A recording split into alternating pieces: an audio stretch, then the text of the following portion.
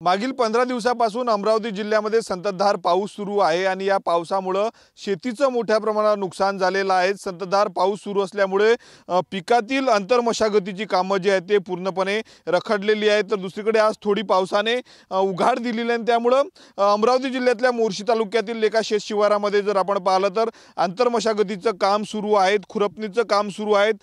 पाऊस सुरू असल्यामुळे कामं संपूर्ण थांबलेली होती। शेतातील तणकट काढणं असेल किंवा मग डवरणी असेल, फवारणी संपूर्ण कामं रखडली होती। त्यामुळे जर आपण दृश्य बघू शकतो शेतातलं कपाशीमध्ये तणकट आहे की तणकटात कपाशी असा प्रश्न या ठिकाणी निर्माण झालेला आहे।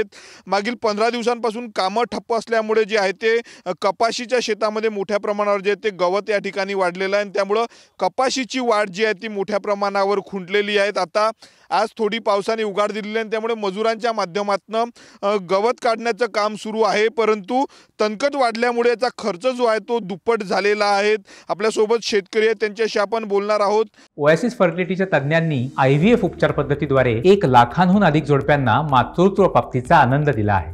मोफत अपॉइंटमेंट बुक करण्यासाठी आजच संपर्क साधा। दादा, मोठ्या प्रमाणावर शेतामध्ये गवत झालेलं आहे, तणकट झालं आहे, ते काढणीचं काम सुरू आहे। का तणकट वाढलंय एवढ्या प्रमाणात? मी 2 वेळा फवारणी केली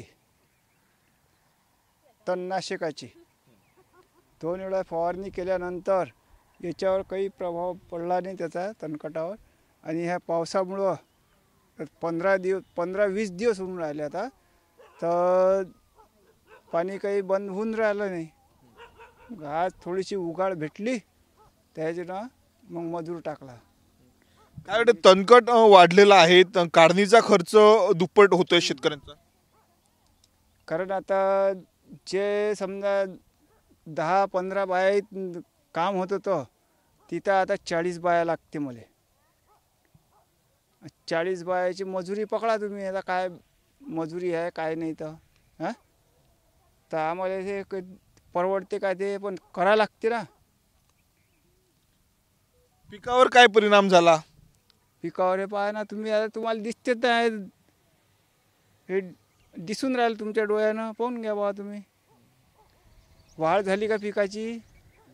हां मग आता हे पीक पाय ना, हे पीक होय काय?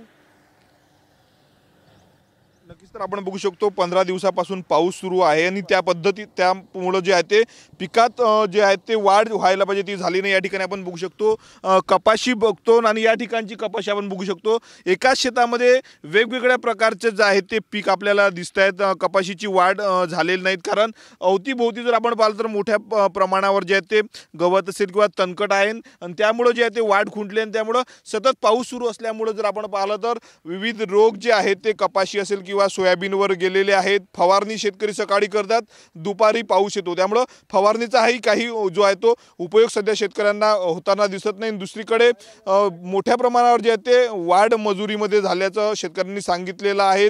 ज्या ठिकाणी 10 मजुरांच्या हाताने काम होत होतं त्या ठिकाणी 30 ते 35 मजूर लागत आहेत, त्यामुळे खर्च देखील मशागतीचा वाढला असल्याचं शेतकऱ्यांनी सांगितलेलं आहे। स्वप्नील उमाप, TV9 मराठी, मोर्शी, अमरावती।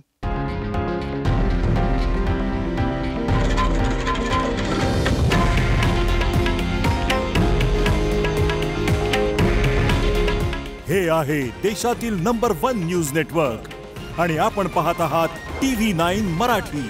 काळजी तुमची, हित महाराष्ट्राचं।